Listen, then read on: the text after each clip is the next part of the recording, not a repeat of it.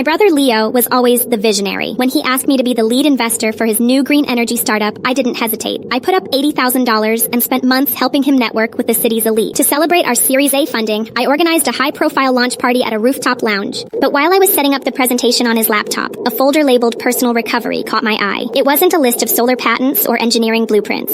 It was a collection of high-stakes gambling receipts, luxury car leases, and a deed to a penthouse in a city he claimed he'd never even visited. My investment hadn't been going toward carbon-neutral technology. It had been fueling a lifestyle built on a mountain of lies. I felt sick. I looked at the prototype he was planning to show the investors tonight, a sleek-looking machine that I now realized was just a hollow plastic shell with flashing LED lights. I looked across the room at Leo, who was wearing a $5,000 suit I'd bought him, laughing with a group of venture capitalists. He wasn't building a future, he was running a circus. I didn't cancel the party. I let the room fill up with the very people he was planning to scam. But when it was time for the big reveal, I didn't play the promotional video. I hit play on a screen recording of his personal recovery folder, scrolling through the gambling debts and the fake prototype invoices. The silence in that room was absolute. Leo's face went from a confident grin to a mask of pure, panicked terror. I stepped onto the stage, grabbed the microphone, and said, "There won't be a demonstration tonight. However, the catering is paid for, and the police are waiting in the lobby to discuss the definition of wire fraud with the CEO." Leo tried to claim it was a hacker attack, but it's hard to argue with a paper trail that leads directly to your own fingerprint-locked laptop. The startup is dead, and I'm currently working with the bank to recover the other investors' funds. I lost a brother, but I saved a dozen people from losing their life savings.